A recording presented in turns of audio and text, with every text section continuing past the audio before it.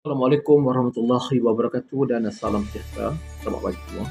Jadi tahun ni saya lagi sekali buat kad raya, pop-up kad.